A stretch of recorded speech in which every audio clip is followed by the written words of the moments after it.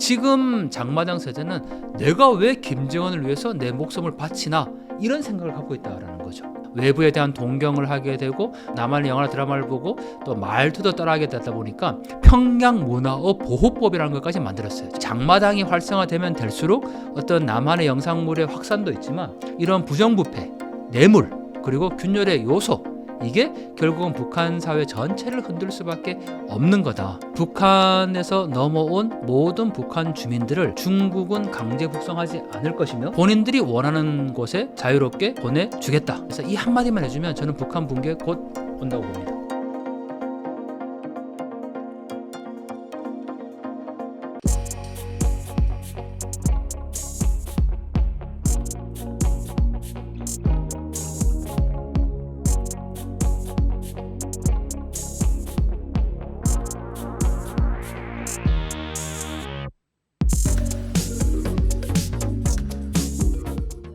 네, 안녕하세요. 인터뷰 진행을 맡은 카프카입니다.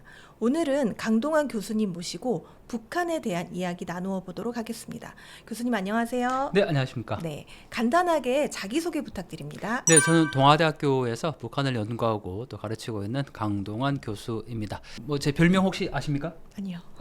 네, 제 별명 쓰레기 교수입니다. 네. 왜요? 제가 그 북한에서 흘러들어온 쓰레기를 주워서 연구를 하고 있어서 일명 쓰레기 교수인데 뭐 나쁘지는 않습니다. 왜냐하면 북한을 연구하는 방법이 굉장히 제한적인데 네. 저는 그 북한에서 흘러들어온 쓰레기를 주워서 북한이 지금 어떤 제품을 또 만들고 북한 주민들이 어떻게 살아가고 있는지를 확인해 볼 수 있는 굉장히 중요한 자료가 돼서 네, 쓰레기 교수로 불리고 있습니다. 북한이 과거에는 굶주림 때문에 탈북을 했지만 네. 최근에는 그 양상이 바뀌었다고 하는데요. 네. 구체적으로 이게 어떤 이야기일까요? 네, 지금 국내에 와 있는 북한 이탈 주민, 탈북민이 약 3만 5천 명 정도 됩니다. 그 중에 약 70%가 여성이라는 점이 굉장히 주목되고요. 이 여성들이 이제 많다 보니까 저희가 보통 뭐 탈북민 하면 엊그제까지 북한에서 살다가 곧바로 한국에 온 뭐 이렇게 생각을 하시거든요. 그런데 대부분의 분들이 이 중국에서 조금 생활을 하시다가 오신 분들이 많습니다. 근데 말이 생활이지 사실은 이제 인신매매를 당해서 중국에 체류하게 되는 경우인데 1990년대 말부터 2000년대 한 중반까지는 대부분의 탈북민들이 먹는 문제 때문에 지금 말씀하신 것처럼 식량 문제 때문에 이제 주로 탈북을 했죠. 왜냐하면 그 고난해인군 때 최대 300만의 사람이 아사했던 시기가 바로 이 고난해인군 시절인데 이때 뭐 자고 일어나면 뭐 부모님, 아버지, 어머니가 돌아가시고 또 자고 일어나면 자녀가 죽고 뭐 이런 어려운 시기였죠. 그때 이 북한 여성들의 선택지가 바로 중국에 가서 식량을 구해 다시 북한으로 들어가는 거였습니다. 근데 그때 이제 중국에 나왔다가 뭐 다시 북한으로 들어가지 못한 여성들이 있는데 이 여성들이 중국에 체류하고 있다가 뭐 5년, 10년 뒤에 이제 한국으로 들어오게 되는 그런 양상이 있었고요. 근데 최근에 이제 탈북 경향이 좀 달라지고 있는데 최근에는 먼저 온 탈북민이 여기에서 생활을 하다가 북한에 있는 가족을 데리고 오는 경우가 굉장히 많습니다. 그리고 또 최근의 경향 중에 보면 그 북한에서 이제 장마당 세대라고 얘기를 하는데요. 소위 젊은 층들, 이 청년들의 이 탈북이 많이 늘어나고 있는데 이러한 이유는 이제 북한에서 남한의 정보를 알기 시작한 겁니다. 한국의 영화나 뭐 드라마 또 케이팝 이런 것들을 들으면서 나도 저런 나라에 가서 한번 살아봤으면 좋겠다 이런 생각들을 갖고 오게 되는 경우가 있어서 과거의 방식과 지금의 이 탈북의 어떤 목적이나 또 경향이 굉장히 많이 달라지고 있죠. 그리고 고위급 탈북이 늘었다 이런 소식들이 있는데 고위급이라고 하면 어느 정도를 이야기를 하는 걸까요? 네, 사실 뭐 국내에서 가장 고위급이라고 하면 이제 돌아가셨지만 고 항장엽 비서, 노동당 비서가 계셨고요. 또 그 뒤로 지금은 그 차관급인데 민주평화통일자문회의 사무처장으로 계시는 태용호 전 국회의원도 뭐 고위급이라고 할 수가 있고 가장 근래에는 리일규 북한 참사 쿠바 대사관의 그 참사 아마 이제 가장 고위급이라고 할 수 있는데, 사실 이렇게 언론에 공개된 부분들만 그렇지 저희가 공개되지 않은 탈북 그 고위급도 굉장히 많습니다. 그래서 저희가 보통 이제 뭐 고위급이라고 하면 북한에서 어느 정도 직위가 있었던, 그러니까 대사관에 근무를 했던 사람들을 고위급이라고 얘기를 하고 있고, 또는 북한 내부에서 청년동맹 비서라든지 뭐 도당 책임 뭐 간부라든지 이런 사람들도 저희가 보통의 이제 그 고위급이다 이런 표현을 쓰고 있죠. 근데 사실 고위급이라면 네. 먹고 사는 문제가 전혀 없을 텐데 왜 탈북을 하는 걸까요? 그게 이제 최근에 좀 달라진 경향입니다. 무엇보다 이 고위급의 탈북이 늘어났다라는 것을 저희가 김정은 정권의 체제가 흔들리고 있다 이런 반증으로 보는 이유 중에 하나인데요. 특히 뭐 가장 근래에 그 리일규 참사가 이런 얘기를 했습니다. 북한 체제에 희망이 없고 자녀를 더 이상 여기서 키우고 싶지 않다 이런 표현까지 이제 썼거든요. 그 얘기는 여기에서 북한 내부에서 지금 살아가면서 어떤 체제에 충성을 하고 뭐 이런 부분들이 더 이상 희망이 없다라는 것을 사람들이 알기 시작을 한 거죠. 결국 그 더 나은 삶에 대한 희망 이런 것들이 고위급 탈북자들을 한국으로 오게 하는 요인이지 않을까 생각이 되네요. 이게 남한에 탈북을 하신 분들의 이야기를 들어보면 이게 탈북을 한다는 건 내 목숨을 걸고 하는 일이잖아요. 네네. 고위급이라고 해서 그 위험이 없지 않을 텐데 이 고위급이라도 탈북을 할 때는 어떤 위험을 무릅쓰게 되는 거죠? 아마 고위급이라고 하면 더 이 위험에 많이 노출될 것 같습니다. 일반적인 탈북민이 이제 국경을 넘는 과정들은 당연히 압록강이나 두만강을 건너게 되면 중국으로 오게 되죠.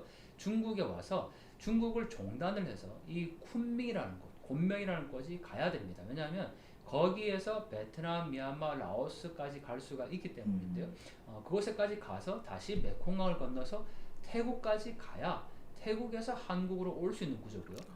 또 러시아에 나와 있는 해외 북한 노동자들이 있습니다. 이 노동자들은 러시아에서 난민 지위를 인정받아서 이 한국까지 오게 되는 경우인데, 사실 이러한 경우들은 대부분 다 브로커들이 있습니다. 특히 그 일반 탈북민들이 뭐 압록강 두만강을 건너서 그 태국으로 건너기까지는 브로커가 반드시 개입될 수밖에 없는 상황인데, 이 고위급 탈북자들은 당연히 대사관에서 이제 곧바로 직행으로 올 수밖에 없는 상황이거든요. 그건 굉장히 많은 위험에 이제 노출이 될 수밖에 없고, 또 가족들을 볼모로 잡는 경우가 굉장히 많습니다. 그러니까 홀로 이제 탈북하는 게 아니라 가족들을 데리고 와야 되는, 같이 와야 되는 상황이기 때문에 이게 브로커 없이 그렇게 온다라는 거는 굉장히 큰 위험 부담을 또 감수해야 되는 거고, 또 그 압록강 두만강을 건너서 온 탈북민들은 만약에 잡히게 되면 이제 북송이 되지 않습니까? 그러면 뭐 그래도 어느 정도 이제 다시 탈출할 여지가 생기는 거죠. 그리고 내가 한국행을 기도하지 않고 뭐 중국에 너무 어려워서 신경을 구하러 갔다든지 뭐 이렇게 이제 얘기할 수 있는 그나마 여지가 조금은 있지만, 이 고위급 탈북민들이 이 탈북을 하다가 잡히게 되면 그런 여지는 전혀 없게 되는 거죠. 그래서 정말 목숨을 건 탈북 경로다 얘기할 수 있죠. 이게 그럼 탈북을 하다가 잡히면 어떻게 되나요? 일반 탈북민들, 뭐 우리가 이제 그 보통 북송이 되는 경우가 있는데요. 북송이 되면 일단 교화소를 가게 되죠. 그리고 범죄가 뭐 만약에 이제 북한 당국이 봤을 때 탈북을 유도했거나 또는 뭐 조직적으로 그걸 했다라고 하면 뭐 정치범 수용소도 갈 수 있습니다. 정치범 수용소는 거의 가면 살아서 나오기가 힘들다라고 증언들을 하고 있죠. 교화소도 마찬가지입니다. 뭐 3년형, 5년형 이렇게 받아야 되는데 최악의 인권 유린 상황에 놓여져 있는 것을 볼 수가 있고, 만약에 그 고위급이 탈북하다가 잡혔다, 그럼 거의 뭐 생명을 유지하기가 어렵다고 봐야 되겠죠. 다들 정말 생사를 걸고 탈북을 시도를 하는 거네요. 아까 말씀하신 것처럼 고위급도 이렇게 탈북을 지금 많이 시도하는 정도면 지금 북한의 체제가 흔들린다 이렇게 저희가 받아들여도 될 것 같은데, 북한의 체제가 지금 얼마나 남았다고 보시나요?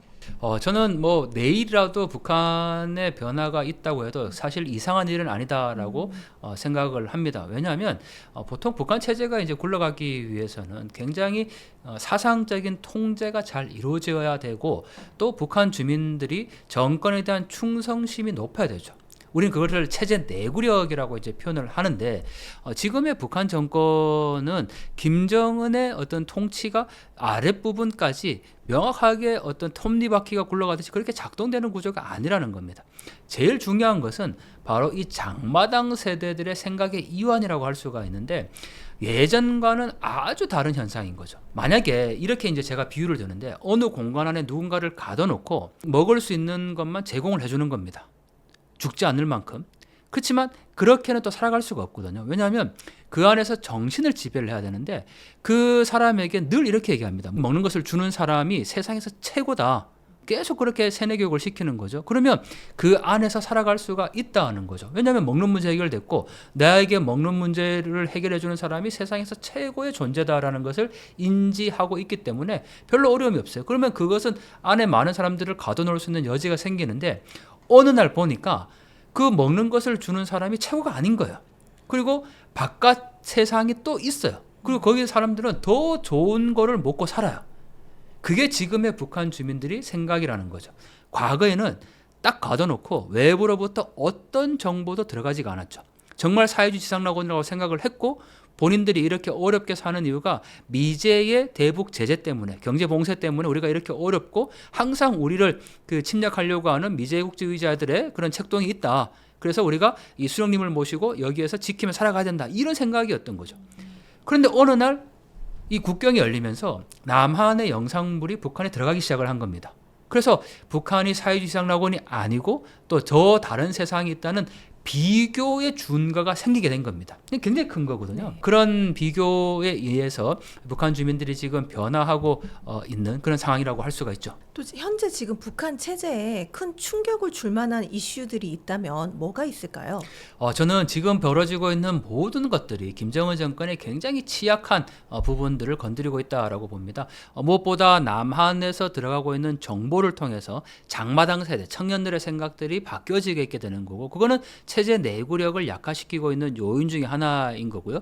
또 하나 이 먹는 문제와 생필품 문제가 해결되지 않고 있습니다. 북한이 지금처럼 그나마 그럭저럭 유지될 수 있었던 거는 중국으로부터 들어가는 어떤 물자 지원이 분명히 있었거든요. 그런데 코로나19 때문에 이게 완전히 중단됐습니다. 다시 재개하지 못하고 있는 상황이에요, 지금. 근데 거기에 최근에 또 수해까지 겹친 겁니다. 그러니까 북한 주민들에게 계속 이러한 삼중, 사중의 고통이 가중되고 있는 상황인데 이거를 해결할 수 있는 정권의 능력이 없어요, 지금. 그래서 이러한 여러 가지 요인들이 복합적으로 작용을 하고 있는데 또 김정은은 여기에 뭘 하냐? 핵무기 개발이 중단하지 않고 있거든요. 근데 그 돈을 마련하려면 결국은 누구를 옥죄해야 되냐면 주민들을 옥죄해야 되는 겁니다. 그러니까 이러한 여러 가지 모든 요인들이 주민들의 불만을 높이고 있는 그런 계기가 되는 거고 정권으로서는 굉장히 취약해지는 그런 결과가 나타날 수밖에 없는 거죠. 그러면 이렇게 북한 정권이 몰락한다면 극단적으로 전쟁이 일어날 가능성도 있지 않을까요? 저는 그 부분에 대해서 굉장히 경계하는 편입니다. 왜냐하면 우리가 일어나지 않을 일에 대해서 너무 과장을 해요. 그러니까 지금 어떤 북한의 군사적인 조치, 예를 들면 오물풍선을 보낸다든지, 뭐 핵 개발을 한다든지, 또는 미사일 발사를 한다든지, 뭐 서해상에서 군사훈련을 한다든지 이런 부분들에 대해서 우리가 정상적으로 지금 군사적인 대응을 하고 있는 거거든요. 그건 정상적인 겁니다. 그런데 마치 그게 굉장히 강경한 정책인 것처럼 무슨 전쟁을 좋아하는 것처럼 막 이렇게 호도하는 사람들이 있다는 게 저는 문제라고 보거든요. 정상적인 국가의 활동인 거죠. 그래서 어떤 남북 간에 지금 뭐 충돌이 발생하거나 또는 뭐 이 강경책으로 인해서 전쟁이 발생할 수 있다. 그래서 마치 지금 굉장히 위험한 상황이다. 정부의 정책을 바꿔야 된다. 막 이렇게 주장하고 있는데 저는 그런 상황으로 보지 않고 오히려 북한 내부에 지금 문제가 있고 우리가 이 군사적인 이 조치를 통해서 정당한 대응을 해가면서 이 힘에 의한 평화 저는 그게 가장 지금 바람직한 모습이라고 생각이 들고요. 북한의 변화를 저희가 이제 준비를 해야 되는 그런 상황이기 때문에 뭐 이게 이제 전쟁으로 간다. 저는 그렇게 보지는 않습니다. 어떤 분들은 막 이렇게 가면 북한이 뭐 핵무기를 사용하는 것 아니냐 막 이렇게 얘기하는데 그거는 정말 저는 좀 너무 과장된 표현이라고 생각을 하고 있고, 그렇게까지 가지 않기 위해서라도 우리가 어떤 방식으로든 저 비정상적인 북한의 집단을 우리가 좀 변화시켜야 된다라는 게 저의 생각입니다. 북한의 군대가 현실적으로 굉장히 열악하다고 들었습니다. 뭐 유리창이 없다거나 강물을 길러다가 마신다거나 이게 사실인가요? 네, 저는 북한을 연구하는 학자인데요. 뭐 북한을 가면 제일 좋겠지만 지금은 갈 수 없는 상황이죠. 저도 약 15년 전에 평양을 여러 번 다녀온 적이 있는데요. 그러면 어디를 가야 이제 북한을 제대로 보고 연구할 수 있을까 생각하다가 제가 북중 국경을 가게 됩니다. 압록강과 두만강 건너에서 초망원 렌즈죠. 새를 찍는 렌즈로 촬영을 하게 되는데, 물론 뭐 엄격히 금지되어 있습니다. 간첩 혐의를 받아서 지금은 갈 수가 없는 상황이 이제 돼버렸는데, 그 모습들을 보면 제가 평양에 가서 찍은 건 연출된 장면이죠. 평양에서는 마음대로 다닐 수가 없습니다. 그냥 관광 그 지도원이 해주는 대로만 가야 되는 거고, 뭐 북한 주민과 접촉할 수도 없고, 그 평양의 모습을 보고 북한을 보고 왔다라고 사실 얘기하기 어렵거든요. 그래서 제가 쓴 책들을 보면 뭐 평양 밖 북조선, 그들만의 평양, 이렇게 평양과 지방은 완전히 다르다라고 제가 늘 주장을 하는데, 역시 북중 국경에서 촬영한 사진이나 영상들을 보면 제일 놀랐던 게 북한 군인들의 모습입니다. 보통 여성들이 압록강에 나와서 한겨울에도 물을 떠가거든요. 뭐 영하 30도가 되는 곳에 나와서 빨래하는 장면도 쉽게 볼 수 있습니다. 그런데 군인들이잖아요. 북한에서 뭐 그래도 가장 처우가 좋다고 얘기하는 그 군인들인데도 한겨울에 역시 물을 길어가는 모습들을 확인할 수가 있고요. 또 이 군대 막사라고 이제 보통 표현을 하는데, 군대 막사에 대부분 유리창이 없어요. 그거는 뭐 제가 그 1400km 정도를 다니면서 사진을 찍고 있거든요. 이 단둥에서 바라보면 신의주가 있고, 거기에서부터 1400km를 쭉 따라 올라가면 한반도 제일 북쪽인 이 훈춘 온성 지역까지 이제 촬영을 하게 됩니다. 근데 그 1400km를 가는 동안에, 서울 부산이 500km거든요. 그러니까 1400km를 가는 동안에 제가 찍은 대부분의 건물들의 유리창이 없습니다. 근데 어떤 분들은 야, 너 유리창 없는 건물만 찍어서 그걸 보여주는 것 아니냐라고 자꾸 말씀을 하시는데, 제가 개인 유튜브에서 영상을 공개를 해놨어요. 그러니까 사진은 책으로 이제 발간을 했는데, 사진은 정지된 화면이니까 그렇게 얘기할 수 있지만 영상은 아니잖아요. 영상을 보면 건물에 거의 유리창이 없습니다. 그런데 북한 군대의 막사를 촬영한 그 막사에도 역시 유리창이 없어요. 굉장히 열악한 상황들을 볼 수가 있고, 또 1400km를 이렇게 가다가 보면 대부분의 산에 나무가 없습니다. 거의 민둥산이에요. 네, 놀랍거든요. 그런데 가다가 그 어느 정도 이제 숲이 좀 우거져 있다 그러면 거기는 혁명 전적지 답사를 위한 그 유적비가 있는 거예요. 전적비가. 그러니까 그 전적비는 이 압록강의 그 두만강 건너에서 김일성 일가가 항일 무장투쟁을 했다고 북한에서 가르치거든요. 역사에 나옵니다. 북한의 역사책에. 예를 들면 이 압록강 어느 지점에서 김일성이 강을 건넜다. 그러면 그 지점에 비석을 세워놓는 거예요. 그게 사적비거든요. 그러니까 그런 사적비가 있는 곳 주변에는 이렇게 숲이 조금 우거져 있지만 나머지는 대부분 다 민둥산이에요. 정말 나무가 없습니다. 그리고 그건 다 밭으로 경작이 되어 있는 거죠. 그리고 1400km를 가다가 아니 민가가 없는데 산에 이렇게 밭이 경작되어 있어요. 그거는 반드시 그 옆에 군인들의 막사가 있습니다.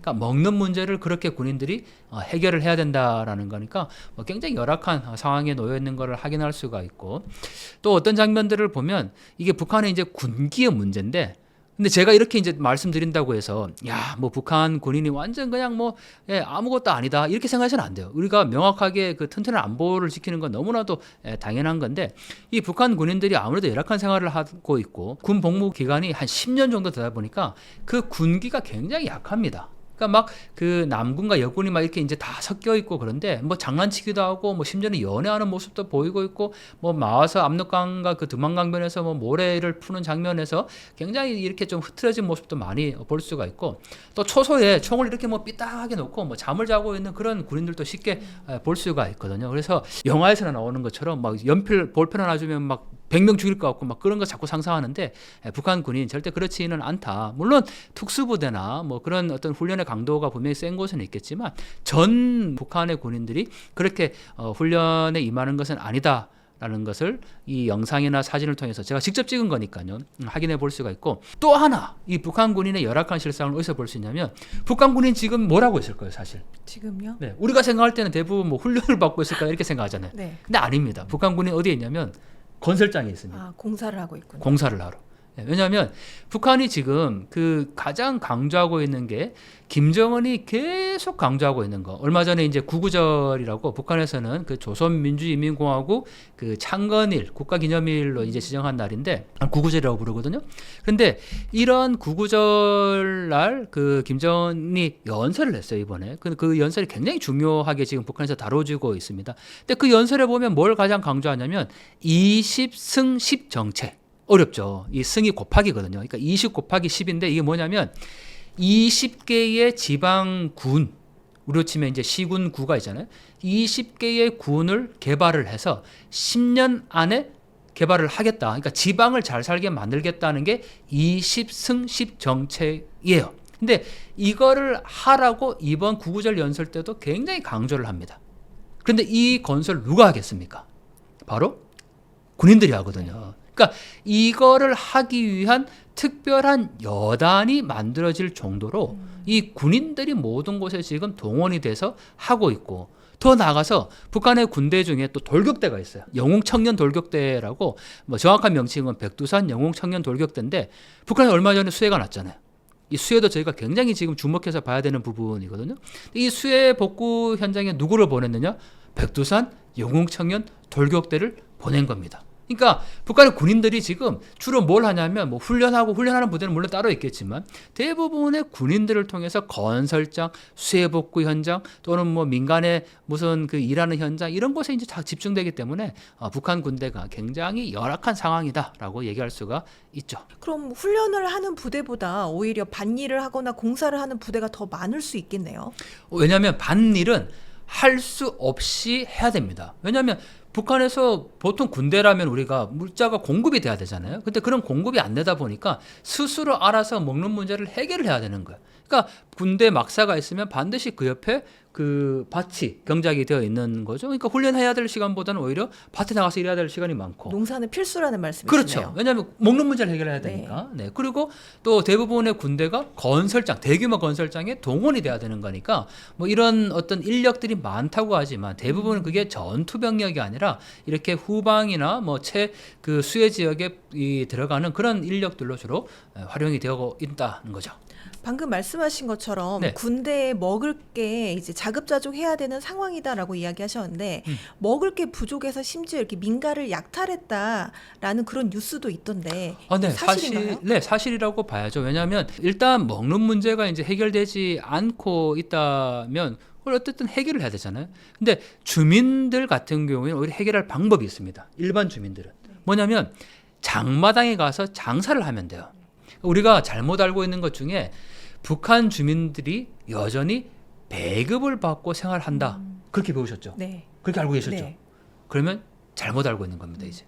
장마당이라는 게 시장인가요? 시장을 말합니다. 네. 그래서 예전에는 북한 당국이 사람들에게 배급을 주고 사람들은 공장이나 기업소, 이게 기업소가 공장인데 나가서 일을 하면 배급을 받아와서 그 가족을 먹여 살리는 구조였는데 고난의 행군 때 이게 완전히 붕괴돼 버렸습니다. 지금은 장마당에 가서 뭐라도 해야 자기가 살아갈 수 있는 구조예요. 그러다 보니까 장마당에 새로운 계층이 생겨납니다. 돈주 들어보셨습니까? 아니요.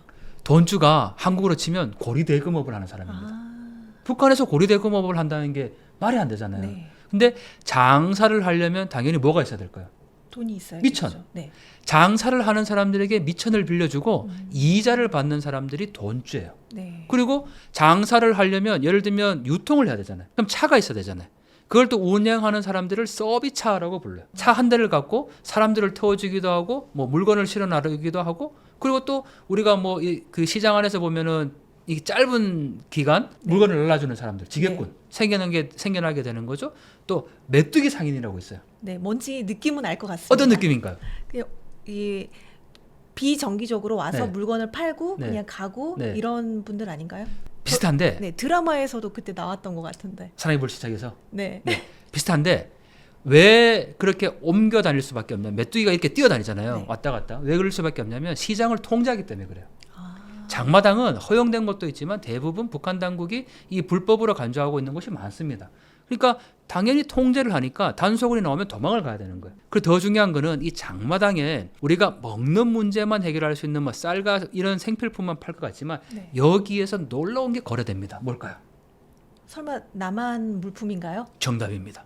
네. 남한에 영화나 드라마가 담긴 USB나 마이크로 SD 카드 이런 것들이 이제 몰래 거래되고 더 나아가서 한국 제품들, 네. 한국 화장품 그런 게 이제 거래가 되는데 이런 거는 위험 요소가 크지만 이윤도 훨씬 높아요. 그래서 이런 제품들이 이제 막 확산되다 보니까 결국은 먹는 문제를 일반 주민들은 장마당에 가서 뭐라도 해결할 수 있어요. 돈이 많은 사람들은 오히려 큰 장사를 해서 큰 돈도 벌어요. 또 군인들은 그걸 못 하잖아요. 네. 그러다 보니까 민가에 나와서 약탈을 하거나 또는 멀리 가서 이 식량을 구해와야 되는데 제가 찍은 사진에 보면 군인들이 기차역에서 하염없이 기다리고 있는 장면이 있습니다. 제가 기다리다 그냥 이제 저는 떠났는데 군인들이 이 식량을 메고 그냥 기차를 기다려요. 기차역에서. 북한에서 기차는 와야 오는 겁니다. 네. 아까 말씀하신 그 사랑의 불시착 네. 그 장면에 보면 나오잖아요. 기차가 한참 가다가 중간에 멈추잖아요. 네. 사람들이 어떻게 했습니까? 그냥 무작정 나와서 기다리죠. 그렇죠. 네. 나와서 뭐 밥도 해 먹고 막 기다립니다. 누구도 불만을 제기하잖아요. 네. 그게 일상이라는 거죠. 그러니까 기차는 와야 오는 거고 가야 가는 건데 북한 군인이 그렇게 멀리 가서 식량을 구해다가 와서 부대에 복귀하는 과정에서 그냥 기차역에서 한참 기다리고 있는 그런 모습도 확인할 수 네. 있기 때문에 뭐 민가 약탈을 한다 이거는 엄연히 사실이라고 봐야 되는 거죠. 그리고 아까 말씀하신 것처럼 네. 북한은 군인이 한 번 복무하면 그 복무 기간이 10년이라고 들었습니다. 네. 그리고 또 휴가도 5년이나 6년에 한 번 정도라고 들었는데 왜 이렇게 차이가 클까요? 남한하고? 남한은 지금 몇 개월 가는지 아십니까? 잘 모르겠어요. 네, 저는 26개월을 근무했거든요. 네. 네, 지금 한 18개월 정도라고 네. 그럽니다. 근데 제가 26개월 할 때도 뭐 그전에는 36개월 정도 했으니까 저희 선배 세대들은 점점 복무 기간이 줄어들고 있잖아요. 그렇죠. 근데 북한은 10년이긴 하지만 최근에는 또 12년이다라고까지 얘기를 해요. 그리고 또 늘었네요. 네, 제대를 해도 바로 자기 집으로 복귀하는 게 아니고 시골이나 험지에 가서 2년 정도를 더 일한 다음에 제대할 수 있다. 이렇게까지 지금 나오고 있습니다. 북한 당국이 17살에 군대를 보냅니다. 그러면 10년이면 27이잖아요. 청춘을 다 국가를 위해 바치는 겁니다. 근데 군대에 있으면 어쨌든 민간인하고 다르게 끊임없이 사상교육을 받을 거잖아요. 물론 뭐 군기가 약해지곤 했지만 그래도 군인이라는 네. 거죠. 그래서 다른 생각하지 못하도록 정말 체제 보위의 그 앞장에 바로 이 청년 군인들이 있다. 이렇게 이제 얘기를 하기 때문에 지금 계속 이제 복무 기간도 늘어나고 있는데 저희가 여기서 희망이 하나 있습니다. 뭘까요? 북한 군인들도 남한 영상물을 본다는 사실입니다. 저희가 이게 북한의 변화를 제가 자꾸 정말 때가 얼마 남지 않았다라고 자꾸 얘기를 하면 어떤 분들은 에이 설마 뭐 30년 전에도 북한 붕괴된다 그랬는데 아직도 그 얘기냐라고 얘기를 하지만 우리가 생각하는 것 이상으로 북한 내부 변화가 지금 굉장히 심각합니다. 여러분들 상상을 해보세요. 북한 군인들이 북한 내무반 안에서 한국 영화나 드라마를 보고 남한의 노래를 듣는다는 거 상상이 되십니까? 그런데 이게 누구를 통해서 밝혀졌냐면 북한의 내부 문건과 영상을 통해서 밝혀졌어요. 얼마 전에 그 KBS에서 보도한 단독 보도였는데 그 모 단체로부터 입수한 그 단독 영상을 입수를 한 거예요. 그 영상은 북한 당국이 코로나19 이후에 네. 북한 주민들을 교양하기 위해서 만든 내부 선전 영상물이야. 근데 그걸 보면 북한 군인들이 내무반 안에서 막사 안에서 남한 영상물을 봤다라는 그 내용까지 나옵니다. 심지어는 단속이 됐어요. 네. 근데 큰 소리 쳐요. 우리는 지금까지 막 단속되면 막 아우지 보내고 막 처형시키고 막 이럴 거라고 생각하죠. 그런 거 아니었나요? 맞죠. 맞는데 네. 그래도 거기에 저항하는 여지가 생겨났다라는 게 중요한 거죠. 야, 너네 이렇게 지금 막 함부로 들어와서 검색해도 되나? 이렇게 얘기합니다. 우리 생각에는 그게 아니었잖아요. 네. 그래서 우리가 너무 예전에 그 생각에 가둬져 있으니까 자꾸 이렇게 북한의 변화가 앞으로 있다, 곧 다가온다라고 얘기를 해도 그렇게 생각하고 있는 사람들이야말로 30년 전 그 생각에 그냥 갇혀 있는 거예요. 그래서 우리가 좀 북한의 지금의 변화를 좀 껴서 볼 필요가 있고 뭔가를 지금 굉장히 많이 우리가 준비를 절실하게 해야 될 때다라고 생각을 하죠. 심지어는 네. 그 전투기 파일럿이 비행기를 타지 않고 네. 또 탱크나 무기를 운영할 여건이 안 된다고 들었거든요. 이게 얼마나 또 심각한 상황일까요? 비행기를 직접 운행해서 조종해서 훈련하지 못하는 결정적인 이유는 뭘까요? 연료 부족이겠죠. 그렇죠. 연료가 없다는 겁니다. 그러니까 우리가 뭐 여기 한국에서 군사 훈련을 할 때 뭐 당연히 실전 같은 훈련을 하지 않습니까? 뭐 훈련은 곧 실전이다 이런 표현들도 하는데 네. 북한은 그걸 못 하는 거예요. 연료가 없어요. 이걸 뭐 기름이 있어야 비행기를 띄우든 뭐 아니면 그 탱크를 운영하든 뭐 그렇게 할 텐데 이게 지금 자원이 없다 보니까 그걸 할 수 있는 여리가 없는 거죠. 그러다 보니까 북한 공군 조종사가 모형으로 이렇게 손을 들고 이렇게 연습하는 그런 장면이 공개되기도 했어요. 네. 이게 가당치 않은 일인 거죠. 자, 이런 상황에서 북한의 전쟁의 어떤 위험 요인을 가대평가하는 그런 경향들이 있는데 저는 뭐 그런 북한의 어떤 군인들의 열악한 실상 그래서 이런 부분들도 북한 체제 붕괴의 굉장히 중요한 요인들 중에 하나다라고 보고 있고 하지만 우리가 명확해야 될 거는 그렇다고 우리의 뭐 안보를 그냥 소홀해도 되냐 그런 얘기 절대 아닙니다. 네, 이 강인한 국방력은 뭐 언제 아무리 주장해도 그 강조해도 지나침이 없기 때문에 항상 우리가 이 평시에도 전시와 같은 그런 훈련 태세를 유지해야 되는 것은 너무 당연하지만 북한 군인들의 이 열악한 실상을 우리가 보는 이유는 그러한 실상들이 북한 체제 전반에 어떤 영향을 미칠 것인가 그걸 우리가 이제 보려고 하는 거죠. 만약에 북한 군대가 정말 위에서부터 아래까지 굉장히 군기가 잘 들어있고 어떤 시스템적으로 잘 돌아간다면 그거는 북한 체제의 전체 내구력에 굉장히 중요한 요인이 되겠지만 그게 아니기 때문에 우리가 북한 체제 내구력을 평가하는 하나의 지표로 지금 북한 군인들의 열악한 실상들을 살펴보고 있다 하는 거죠. 그런데 그럼에도 불구하고 또 핵무기에 대한 위협은 조금 다른 이야기잖아요. 네. 이게 현실성이 있는 이야기인가요? 김정은이 핵 단추를 지금이라도 누를 수 있다고 생각하십니까? 물론 이제 그게 네.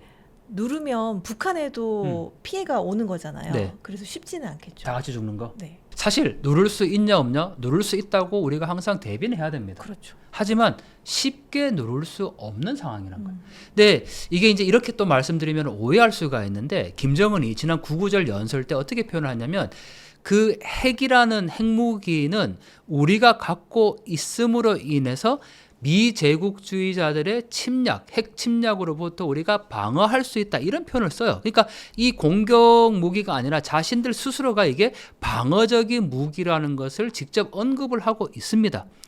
그러면 우리가 또 이제 오해하면 야 북한 미국도 핵을 가지고 있고 전 세계 많은 핵을 가지고 있는 국가인데 북한도 자신들이 체제를 유지하기 위해서 정권을 유지하기 위해서 방어적인 목적의 핵을 갖고 있는 게 뭐가 잘못됐냐 이렇게 얘기할 수 있어요. 네. 북한도 스스로 공격이 아니라 방어적이라고 했으니까. 네. 하지만 핵을 갖고 있다는 그 자체가 한반도에 굉장히 위험 요인이 될 수 있다는 거죠. 그래서 우리가 비핵화에 대한 얘기는 끊임없이 해야 되는 거고 북한이 갖고 있는 그 핵무기가 언제든지 우리에게 생명을 위협하는 요인이 될 수 있다라는 점에서 이 비핵화는 반드시 이루어져야 하는 겁니다. 어떤 분들은 야 북한이 뭐 지난 정권 때도 그런 얘기를 했었죠.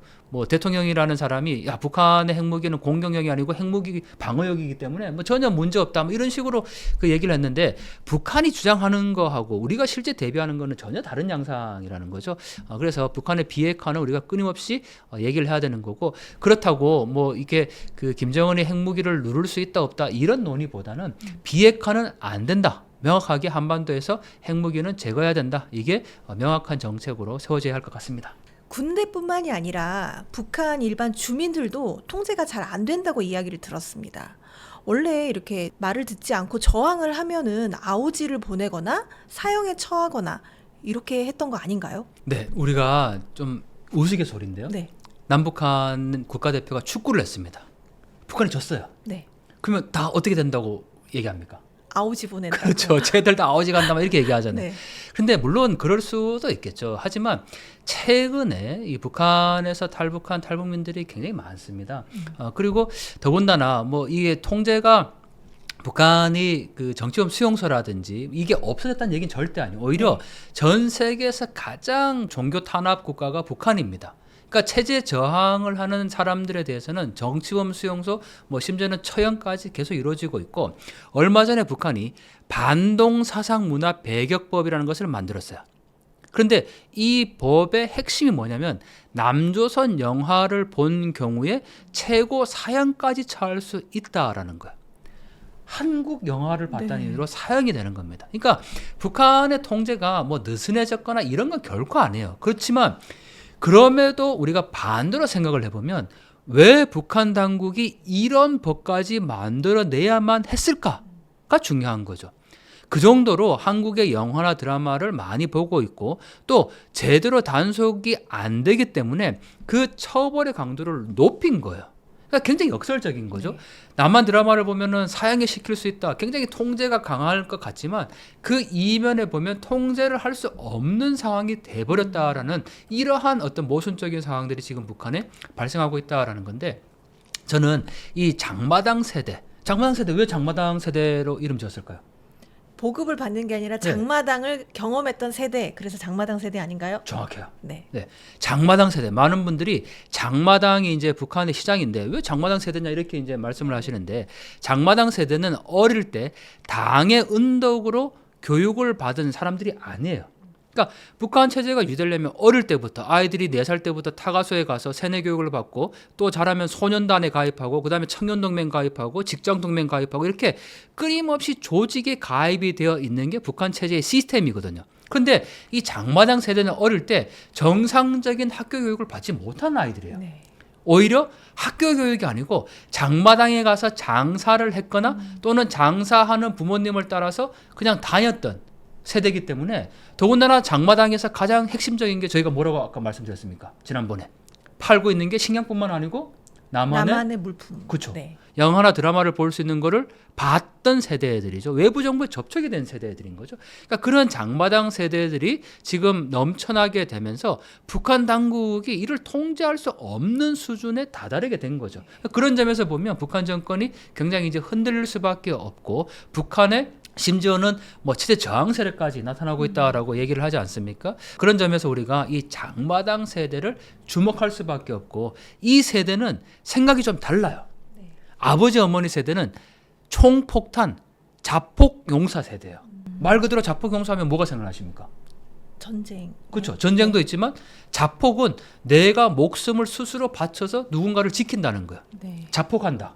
네. 그 굉장히 무서운 사실 용어거든요. 희생이죠. 그렇죠. 네. 근데 그 아버지 어머니는 자폭용사 세대였지만 지금 장마당 세대는 내가 왜 김정은을 위해서 내 목숨을 바치나 이런 생각을 갖고 있다라는 거죠. 그리고 외부에 대한 동경을 하게 되고 뭐 심지어는 남한 문화를 따라하게 되고 또 거기에다가 뭐 남한의 영화나 드라마를 보고 또 말투도 따라하게 되다 보니까 북한에서 평양 문화어 보호법이라는 것까지 만들었어요. 정말 웃기는 법이지 않아요?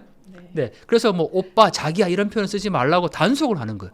그 현상이 왜 나타났을까요? 바로 남한의 영화나 드라마를 보고 생각이 바뀌고 있다라는 거죠. 행동이 바뀌면 생각과 사상이 약화될 수밖에 없는 거예요. 그건 김정은 너무 잘 알고 있는 거죠. 그래서 이러한 부분들을 계속 이제 단속을 하려고 하다 보니까 뭐 반동사형문화 배격법까지 만들어내야 되는 거고 더 나아가서는 청년교양보장법이라는 법까지 만들어서 이 장마당 세대, 청년 세대들을 옥죄려고 단속하려고 하는데 잘 안 되죠. 왜 안 될까요? 이미 기존 세대하고는 사고가 너무 달라서 그런 거 아닌가요? 맞아요. 우리 MZ세대 생각하면 네. 돼요. 생각이 다른 거예요.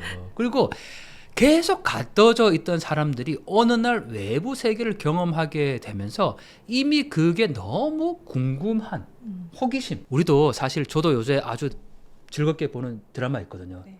다음 편 너무 기다리잖아요. 네. 근데 일일 드라마도 있지만 보통 보면 주말 드라마, 금토나 토일 이렇게 하잖아요. 네. 왜 그렇게 하겠습니까? 일주일 기다리라는 거잖아요. 미니 시리즈 이런 거. 북한에서도 마찬가지입니다. 다음 편 어떻게 될까 하는 기대감에 너무 궁금해진다. 그리고 이게 남한의 영화나 드라마를 보는 건 엄연히 단속의 대상입니다. 네. 심지어는 사형까지 되잖아요. 네. 그래서 방법이 뭘까요? 몰래 봐야죠. 몰래 보는데 네. 이제 몰래 보면 재미가 없어요. 몰래 보는 건 옛날 아버지 어머니 세대들이에요. 네. 한국에서 우리 월드컵 축구할 때 어떻게 봅니까? 혼자 몰래 보세요? 모여서. 그렇죠. 다 같이 모여서 보는 게 보죠. 훨씬 재밌다고 얘기를 하거든요. 북한의 청년 장마당 세대들도 남한의 영화나 드라마를 공유하기 시작을 합니다. 그게 훨씬 재밌다고 생각하거든요. 그리고 이게 단속을 피해가는 아주 절묘한 지혜예요. 나만 보면 잡히잖아요. 사랑하는 친구를 같이 발을 담그게 하는 거죠. 자연스럽게. 네. 네, 그래서 같이 보면 신고 못 하는 거죠. 네. 네, 그렇게 점점 넓혀가고 또 더 나가서 남한 노래 한두 곡 정도를 알고 있는 게 굉장히 자랑거리가 되는. 네, 그런 문화가 형성되어 있으니까 뭐 김정은의 입장에서 봤을 때 과거의 북한 체제와는 전혀 다른 지금 방향으로 가고 있다라는 거죠. 그런데 장마당을 통해서 네. 한국 드라마나 영화들을 접하게 된다고 했는데 네. 그건 그럼 어디서 가지고 와서 장마당을 통해 유통이 되는 건가요? 장마당에 북한을 우리가 너무 그 가소평가하는 부분이 있는데 북한은 사회주의 체제잖아요. 어쨌든 우린 자본주의 체제고. 네. 근데 북한 시장에는 없는 게 없다고 얘기를 합니다. 사람 시신 빼고 다 구할 수 있다 얘기하거든요. 그러니까 돈만 주면 뭐든지 구할 수 있다고 얘기하는 게 북한의 장마당입니다. 왜 그럴 수밖에 없느냐? 일단 먹는 문제를 해결해야 되잖아요. 네. 그리고 생필품이 없어요. 나라에서 공급을 못하고 뭐 공장이 안 돌아가니까 대부분의 것을 장마당에 가서 사서 써야 되는 거예요. 근데 이 대부분의 물건들이 어디서 올까요? 중국이나 러시아 쪽에서 들어오는 맞아요. 거 아닌가요? 중국에서. 네. 중국에서 특히 양강도 해산 지역, 이 양강도는 그 백두산 인근에 한반도 위쪽에 있는 곳이고, 그 다음에 여기 이제 자강도, 다음에 평안북도인데 평안북도에 신의주가 있죠. 이번에 수해가 난 지역. 네. 그러니까 평안북도 신의주 지역과 이 양강도 해산 지역이 공식적으로 중국과 무역을 하거나 밀수를 하는 아주 중요한 거점이야. 네. 중국으로부터 대부분의 물자가 이제 북한으로 들어가는데 여기에 한국 물자가 섞여서 이제 들어가게 되는 거죠. 그러니까 이 장마당을 통제하면 북한 주민들이 식량이나 생필품을 공급받을 수 있는 곳이 없어요. 예, 그러다 보니까 이 장마당이 이제 계속 확산될 수밖에 없는 거고, 이 중국을 통해서 물자가 이제 계속 들어갈 수밖에 없는데 여기에 남한의 이 영화나 드라마를 볼 수 있는 마이크로 SD 카드, USB 이런 것들이 같이 들어가게 되는 거고, 제가 중국에서 이제 직접 입수를 한 건데 노트텔이라는 장비가 있어요. 네. 노트텔 말 그대로 노트북처럼 생긴 요렇게 작은 이 기기입니다. 네. 이거는 안에 DVD를 넣을 수 있어요. 오. DVD는 북한 말로 알판이에요. 알처럼 생겼다고 해서 알판이라고 부르는데 네. 그 알판을 볼 수 있는 노트텔, 또 한국은 옛날에 MP3가 있었죠. 네. MP3는 음악을 듣는 거잖아요. 그렇죠. 북한에는 MP5가 있어요. MP5. 오. 그 영상을 보는 거예요. 네, 네. 한국을 치면 옛날에 PMP. 네. 기억나세요? 네. 요만한 PMP, 네. 뭐 어학 공부하고 뭐 영상 보고 네, 이랬던 네. 거. 그게 들어가는데 중요한 거는 거기에 그 마이크로 SD 카드가 들어간다는 거죠. 거기에 한국의 영화나 드라마가 이제 들어가서 북한에서 유통이 되니까. 근데 중요한 거는 이게 호기심도 있지만 결국은 이게 뭐가 될까요? 왜 사람들이 이걸 유통할까요? 호기심도 있지만 돈이 되니까요. 돈이기 때문에. 네. 이 위험도가 높을수록 훨씬 비싼 가격에 거래할 수가 있거든요. 그러다 보니까 장마당에서 가장 비싸게 거래되는 것 중에 하나가 바로 이러한 남한 제품들이고, 뭐 심지어는 이 장마당에서 뭐까지 이제 사람들이 구해야 되냐면 약, 병원에 약이 없어요. 의사가 처방을 해도 일단 뭐 뇌물 받고 겨우 이제 진료해주면 그 모든 약들을 장마당 가서 구해와야 되는 거예요. 중국 약들을. 그 정도로 장마당이 북한 주민들에게 삶의 터전일 수밖에 없으니까 여기를 통해서 굴러 가게 되는 거고, 이런 와중에 저희가 그 북한 체제가 이제 흔들리고 있다. 라는 거에 대해서 장마당이 중요한 이유가, 장마당이 어쨌든 공식적인 장마당도 있지만 불법이잖아요. 네. 그 불법으로 장사를 하려면 뭘 줘야 될까요? 돈을 줘야죠. 네, 뇌물을 줘야 되는 거예요. 그러니까 뇌물을 준다라는 거는 체제 자체가 흔들리고 있는 하나의 균열 요인이거든요. 네. 그러니까 간부가 내가 이 불법을 단속하고 어떤 정권에 충성을 해야 되는데 내 개인 돈벌을 위해서 불법을 눈 감아 주는 거예요. 그래서 이 장마당이 활성화되면 될수록 어떤 남한의 영상물의 확산도 있지만 또 이런 부정부패, 뇌물, 그리고 균열의 요소, 이게 결국은 북한 사회 전체를 흔들 수밖에 없는 거다. 그러면 우리는 이제 뭘 해야 될까? 저는 장마당을 어떻게 하면 더 활성화시킬 수 있을까? 그래서 우리가 장마당 북한 주민들에게 전달할 수 있는 뭐 외부 정보를 얼마나 잘 많이 전할 수 있는가? 그게 앞으로 북한 변화를 우리가 직접 촉진할 수 있는 요인이라고 보는 거죠. 근데 지금 북한이 네. 전기도 마음대로 쓸 수 없는 상황 아닌가요? 그래서 우리가 야 북한에서 어떻게 뭐 남한 영상물을 보냐 이렇게 얘기하거든요. 그거는 옛날 방식이에요. 그러니까 집에 텔레비전 놓고 VHS라고 해서 비디오 테이프 놓고 네. 그거는 전기가 필요하죠. 네. 근데 MP5나 노트텔은 충전을 하거나 건전지를 통해서 쓸 수 있어요. 건전지를 사용하면 영화 2시간 보는데 문제가 없어요. 네. 그리고 심지어 북한 주민들이 전기를 구하는 방식이 요새 태양열 지별판을 놓습니다. 네. 근데 이렇게 얘기하면 야 북한의 모든 사람들이 또 막 태양열을 쓴다 이게 아니고 사회주의권이 붕괴되는 과정에서 제일 많이 나타났던 게 빈부의 격차입니다. 그 빈부의 격차가 지금 북한에 그대로 나타나고 있어요. 그러니까 돈주는 돈을 엄청나게 많이 갖고 있는 고리대금업을 할 정도의 사람인 거고, 조그마한 장사를 하는 사람, 아예 뭐 먹는 문제 해결하지 못하는 사람, 굉장히 다양한 계층들이 있다는 거죠. 근데 우리는 자꾸 북한을 그냥 뭐 먹는 문제도 해결하지 못하고 굉장히 뭐 가난하고 막 이런 그 계층 하나에만 자꾸 보려고 하는 경향이 있다는 거죠. 그래서 이 다양한 계층들이 존재하고 있고, 뭐 심지어는 지금 북한에서 핸드폰을 사용하는 인구가 700만이다라고까지 얘기를 하지 않습니까? 그 정도로 다양한 이 계층들이 나타나고 있고, 여기에서 탈북민들이 북한에 있는 가족들에게 돈도 보내고 심지어는 통화도 합니다. 통화가 가능하다고요? 네, 북한 전화가 아니고 중국 전화를 통해서 직접 통화를 하고, 왜냐하면 얘가 여기 가족인데 북한에 있는 가족에게 브로커를 통해서 돈을 보냈는데 확인을 해야 될 거 아니에요. 네. 그래서 그 돈을 받았다라는 거를 현지 이 중국 통화를 통해서 브로커가 현지에서 확인을 시켜줍니다. 그리고 받았다는 영상을 찍어와서 돈을 받았다라고 하기 때문에 우리가 너무 지금 예전에 갇혀져 있는 북한, 네, 그런 것만 이제 생각을 하면 지금 변화되고 있는 이 상황들을 잘 받아들이기가 어렵죠. 그래서 제가 이렇게 북한 문제에 관심을 두고 있는 이유가, 사실 이게 뭐 우리가 경제를 지금 알기 위해서 여러 가지 뭐 한반도 정세나 국제 정세나 뭐 여러 가지 요인들을 다 지금 복합적으로 보고 있는 거잖아요. 근데 북한 문제를 봐야 지금 이루어지고 있는 어떤 경제 상황, 또 동북아 흐름, 이런 것들을 다 파악할 수 있기 때문에 저는 굉장히 중요하게 북한 문제를 봐야 된다라고 생각을 합니다. 네. 또 그 네. 교수님이 중국의 말 한마디면 북한 체제가 와해될 수 있다, 이런 흥미로운 이야기를 해주셨는데 네. 어떤 내용인가요? 북한에서 참 안타까운 일인데 자유를 찾아서 목숨을 걸고 탈북을 했습니다. 네. 그럼 중국에서 이 베트남, 미얀마, 라오스를 거쳐서 태국까지 와야 태국에서 한국으로 올 수 있는 구조거든요. 근데 중국에서 잡히면 다시 북송이 됩니다. 저희가 지난 시간에 알아봤지만 북송이 되면 목숨을 부지하기가 어렵습니다. 네. 그런데 만약에 중국의 정책은 확실하게 기준이 있어요. 북한과 중국은 혈맹 관계입니다. 그리고 중국은 지금의 한반도 상황에서 이러한 긴장이 적절히 유지되는 것이 자신들의 국익에 도움이 된다고 보고 있어요. 그러니까 한반도의 어떤 이 균형 유지가 굉장히 자신들의 정책의 목적인 거죠. 이걸 급변하게 어떤 변화시키는 걸 원하지 않는 거죠. 네. 왜냐하면 미국과 중국의 어떤 패권 경쟁 아래에서 미국의 영향력이 한반도에 더 확대되는 것을 당연히 원치 않겠죠. 네. 그런데 중국과 북한과의 관계가 약간 지금 삐그덕거리고 있어요. 그래서 저는 중국도 역시 어떻게 하든지 자국 이익 우선 원칙이 가장 앞설 것인데, 북한에 대해서 이 한마디만 해주면 저는 북한 붕괴 곧 온다고 봅니다.